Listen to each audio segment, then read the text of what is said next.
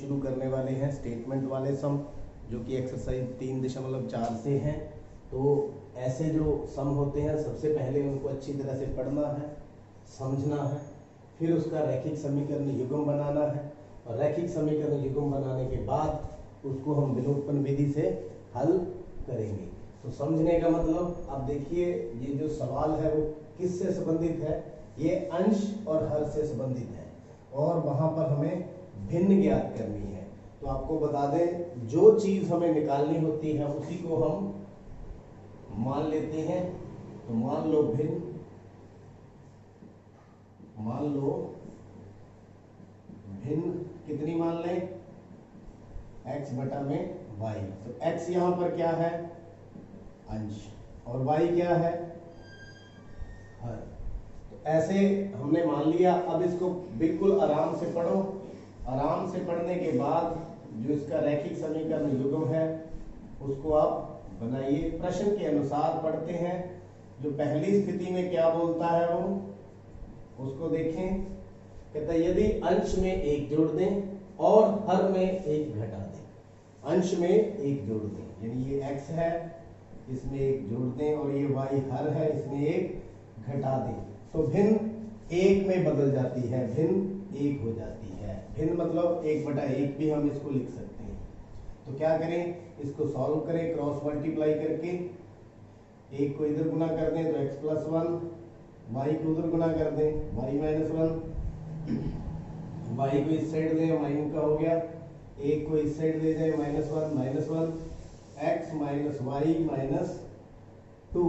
ये हो गया हमारा समीकरण नंबर 1। ऐसे ही जो हम स्थिति दूसरी देखेंगे, दूसरी स्थिति में क्या है, देखिए यदि हर में एक जोड़ दें, हर में एक जोड़ना है, अंश के साथ कुछ नहीं करना, ये अंश वैसे का वैसे, हर में एक जोड़ दें, एक जोड़ दिया तो भिन्न कितनी हो जाती है, 1/2। तो क्रॉस मल्टीप्लाई कर लें, 2x ऐसे, तो 2x, y इधर ले माइनस का y बराबर में 1। तो ये हमारी समीकरण नंबर 2, ये 1 हो गई, ये 2 हो गई। तो विलोपन विधि हम लगाएंगे इसके ऊपर।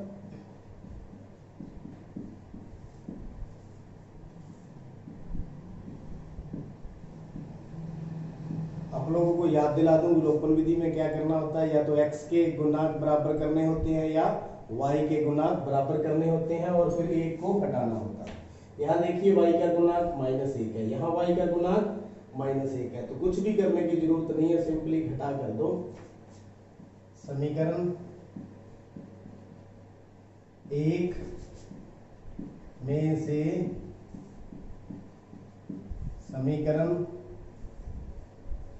2 को घटाने पर ये समीकरण 1 x - y बराबर में -2, दूसरी 2x - y बराबर में 1। तो ये देखिए, अगर एक तरीका और है, यहाँ x के गुणांक बराबर करने तो इसको 2 से गुणा करना पड़ना था, लेकिन हमने x y के गुणांक बराबर कर लिए हैं, इसलिए दिक्कत की कोई बात नहीं है। आप वैसे भी कर सकते हो अगर आप चाहो तो ये y से y कट गया, ये देखिए माइनस का 2x है, प्लस का x है, तो कितना आ गया, माइनस का x बराबर में दोनों माइनस के, तो x की वैल्यू कितनी आ गई, 3। x की वैल्यू, x क्या था यहाँ पर, अंश। अंश हमने निकाल लिया, अब हर निकालेंगे। अब x बराबर में 3, समीकरण 1 में रखने पर, तो समीकरण 1 हमारी ये है, चाहे 2 में रख लो, लेकिन हम 1 में रख रहे हैं। 3 - y बराबर में माइनस का 2, -y - 2 -3 -y माइनस का 5, तो y बराबर कितना आ गया, 5। ये माइनस से माइनस कट गया, तो ये हर आ गया आपका। ये क्या आ गया, हर। हमें निकालना क्या था, वह भिन्न ज्ञात कीजिए। तो भिन्न हमारी क्या थी, भिन्न बराबर में x बटा वाई, x कितना है 3, y कितना है 5, तो 3/5, तो 3/5 आंसर। आप वेरीफाई भी कर सकते हैं क्या हमारा आंसर सही है या गलत है। देखिए यदि अंश में 1 जोड़ दें और हर में 1 घटा दें, करके देख लेते हैं जांच।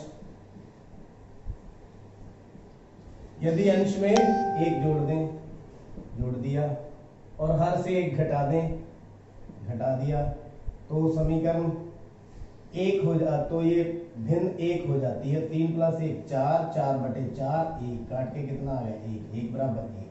इसका मतलब क्या है, हमारा जो सम है बिल्कुल सही है। तो जांच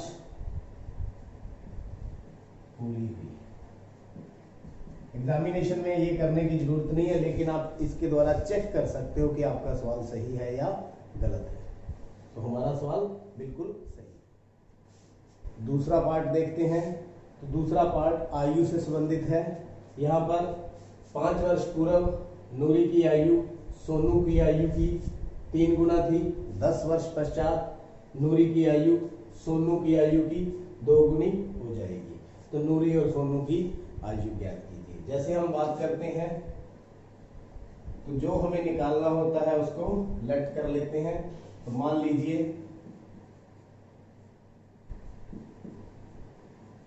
नूरी की आयु कितनी मान लें, x वर्ष, कितनी मान लें x वर्ष। इसी तरह मान लो सोनू की आयु कितनी मान लें y वर्ष। तो प्रश्न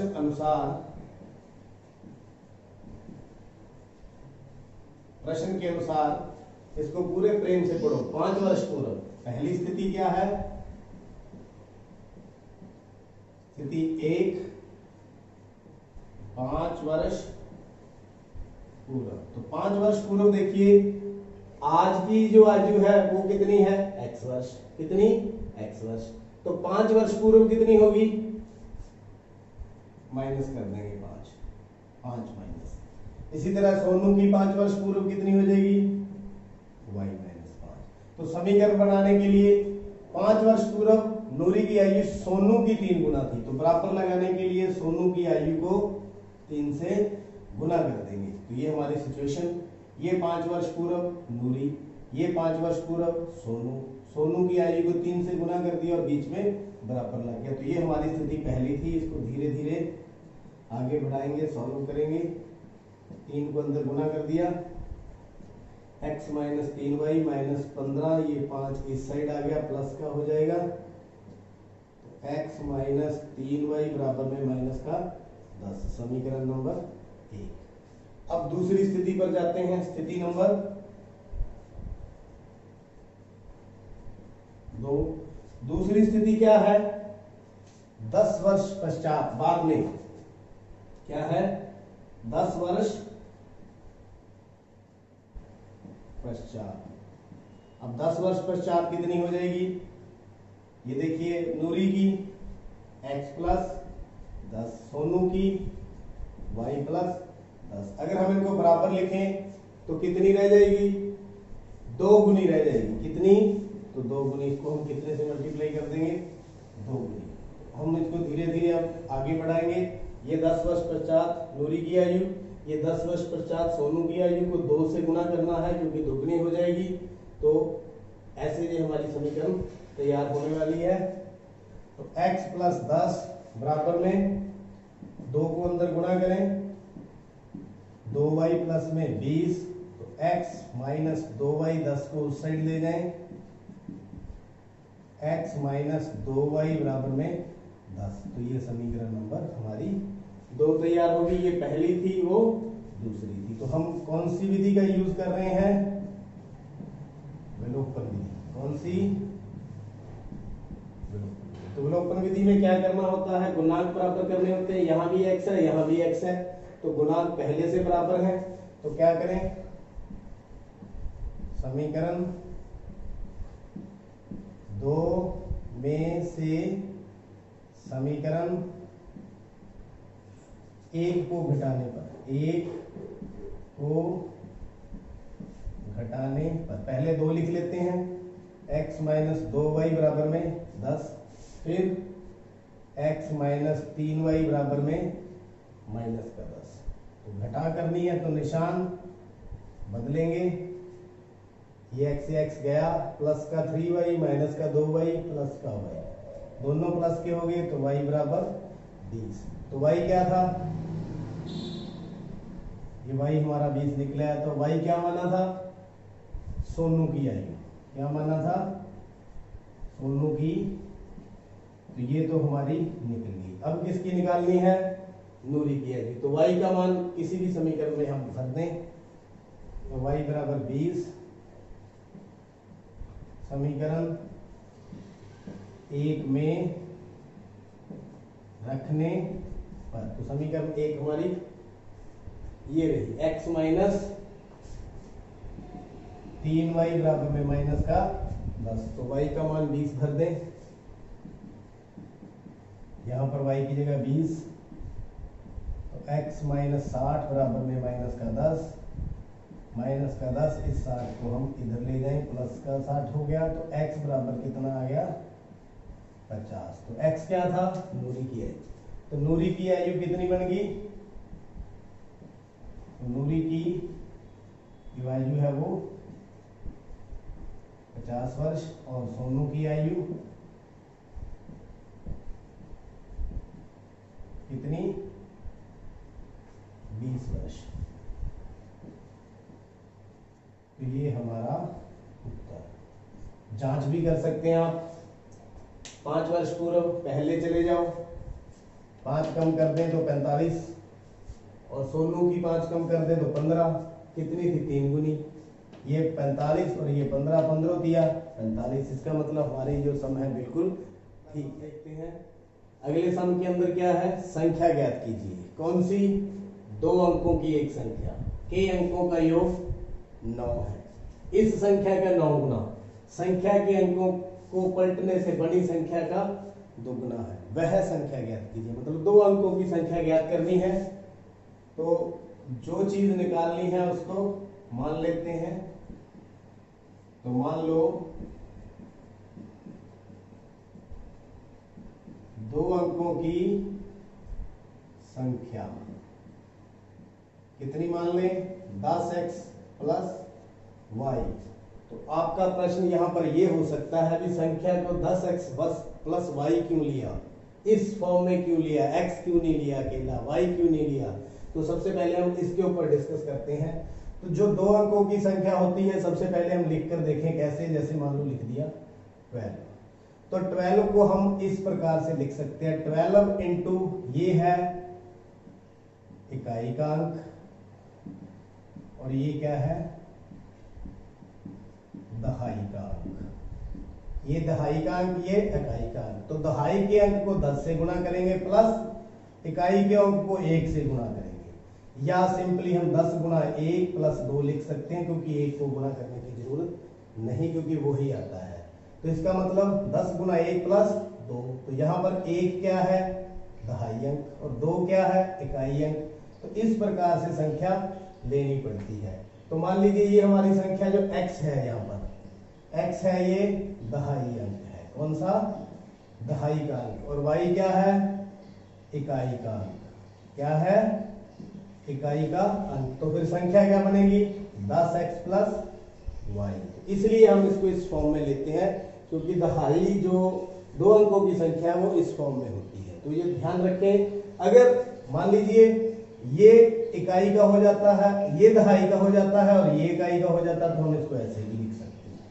तो मेरे ख्याल से ये क्लियर हो गया होगा कि 2 अंकों की संख्या लेने के लिए 10x प्लस y लेना पड़ता है। क्यों, क्योंकि यहाँ पर x है वो दहाई का अंक है। ये आपको सॉल्व करके दिखा दिया, क्योंकि 10 गुना 1 10 प्लस 2 कितना हो गया, 12। 10 प्लस 2 यानी 10 गुना 1 प्लस 2 12। तो मैं उम्मीद करता हूँ ये आपको पता चल गया दहाई की अंक कैसे मानी जाती है। जो 2 अंकों का डिजिट होता है, 2 अंकों की संख्या होती है, वो ऐसे मानी जाती है। तो अब प्रश्न के अनुसार चलते हैं। स्थिति 1 क्या बोलती है, प्रश्न अनुसार स्थिति एक, स्थिति एक के अंदर क्या है, दो अंकों की संख्या के अंकों का योग। अब अंक यहाँ कौन कौन से है, x और y, तो x प्लस y दोनों का जोड़ कितना है, 9। तो ये समीकरण कितनी होगी, पहली। अब चलते हैं स्थिति दूसरी पर। स्थिति दूसरी स्थिति में क्या है, इस संख्या का 9 गुना, इस संख्या का 9 गुना, इस संख्या का 9 गुना किसके बराबर है, संख्या के अंकों को पलटने से। जैसे इनके अंक पलट दें तो क्या बनेगा, 21। तो ये अब क्या बन गया, दहाई का, और ये क्या बन गया, इकाई का। इसको क्या लिखेंगे, 10 गुना 2 प्लस 1। तो ये अंक पलट जाएंगे, ये इधर आ जाएगा, ये इधर आ जाएगा। तो इसमें y इधर, x इधर, तो 10y प्लस x उल्टी होगी संख्या, तो कितने से, 2 गुना। तो ये उससे कितनी है, 2 गुना है। तो ये हमारे पास सिचुएशन बन गई, इसको हल कर लेंगे। 9 को अंदर गुणा करें, 9x 90x, 9y, 2 को 20y प्लस 2x।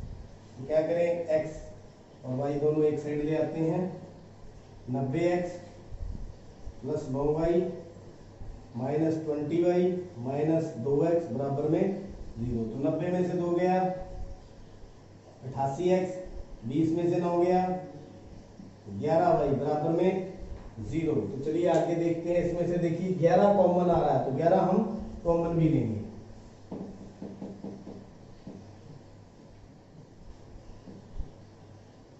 तो ये देखिए यहां से हम 11 कॉमन ले लें, तो 8x माइनस y बराबर में 0।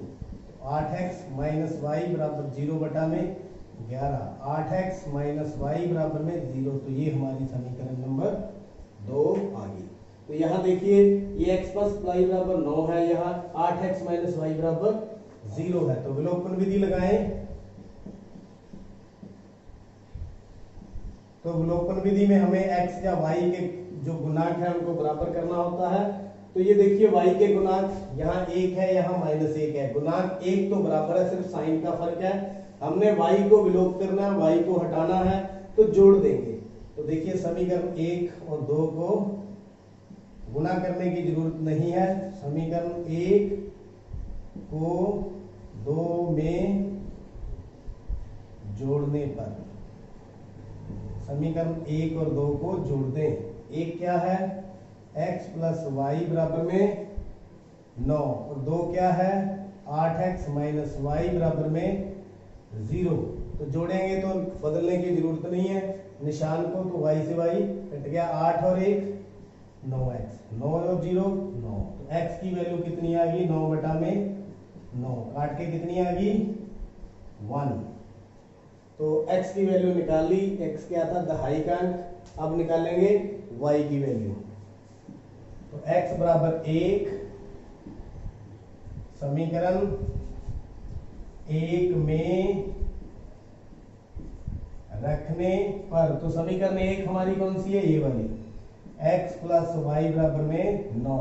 तो x की जगह पर कितना रख दें, 1, तो y की वैल्यू कितनी आ गई 8। तो हमारे पास दोनों निकल गए, इकाई का अंक भी निकल गया और दहाई का अंक भी निकल गया।